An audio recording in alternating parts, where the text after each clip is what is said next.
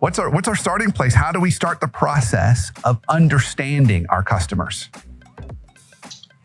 So the way I lay that out in the book is, if you want to be able to understand the customers, there are a few things you have to learn. And there are three things in particular. There's a language, a method, and a mindset associated with being able to do that, to understand customers. And what do I mean by language? Well, every craft there is out there, whether it's medicine or law or accounting, they all have a kind of specialized vocabulary that they use, which are the terms of art of their field, that people who practice those crafts speak to one another and, confuse the rest of us because we don't speak that language. But that sort of set the terms of what it is they do. And I think it's the same thing for this craft of being able to understand customers. You need a kind of specialized vocabulary that that both defines what it is you want to know about customers. Like if I were going to interview and try to understand you, there are tons of things that I could learn about you that would be really interesting. But only some of those things are going to help you solve your problems and achieve your goals, right? So what are the pieces of information you're trying to understand about things in the first place? And you need a kind of language with that vocabulary to describe what those things are.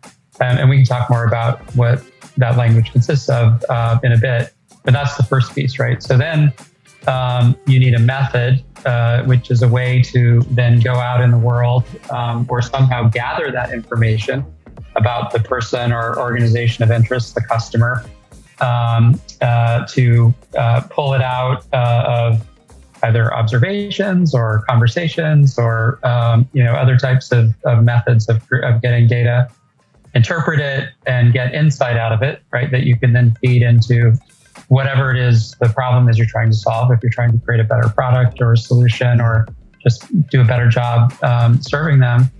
And then the third thing is a mindset or a set of mindsets that as you go out in the world, apply that language and that method sets you up for the best chances of success.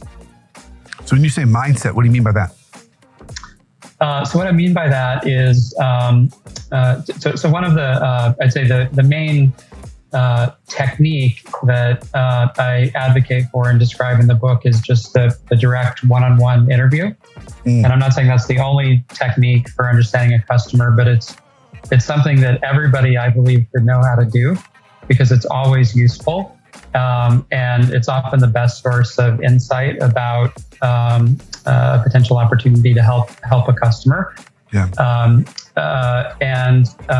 So as you go into conversations like that, there are certain mindsets you want to have ideally programmed into your brain so that they lead to a good place. So, for example, one is this idea of going in with a beginner's mind and not going in with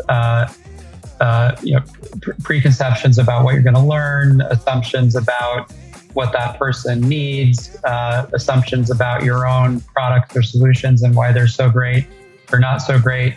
You really want to kind of go in with a blank canvas so you can hear what they're being said and you can get that information the language describes. I think another mindset is just a bias towards going out and having these conversations.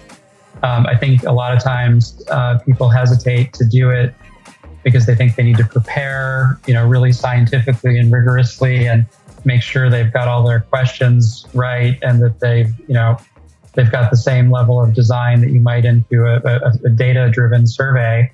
When if you just go have a conversation, you're going to learn so much in the first minute that's going to throw out your whole plan that you spent all that time making. So just a bias towards action is another example of a great mindset. And there's a couple of others that I describe in the book. So a couple of things. First, what surprised me in this was I didn't expect you to say, gosh, you just need to go old school. Have the conversation, grab a cup of coffee, sit down, say, tell me about what's going on.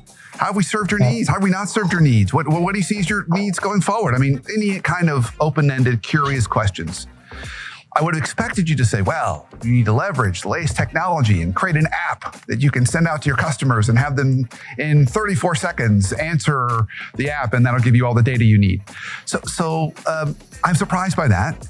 What is the power of the conversation over, say, survey tools or other ways to kind of gather mass collections of data? Yeah, that's a great question. I think all of those things can be useful and they have value. I just wouldn't do them first. And the reason is, and companies very much want and need data in order to validate decisions that they're going to make about what to do or not do, and the culture and the norms and the metrics of organizations reinforce that emphasis on data as being the thing that you need to make any decision or any kind of move. But so often that kind of culture of data obsession, it becomes so dominant that you're just shuffling numbers back and forth that might be disconnected from the actual reality of what customers really care about, or that are connected to the value that you're really creating for them. You might even not understand the value you're creating for them. And so one of the mantras in the book, I guess, is this idea of small data before big data, right? So before you generate reams of data with surveys and other tools, go and have these conversations and generate small data, which is, insights about maybe a couple people, or maybe it's 10 people, or maybe it's just 5 people.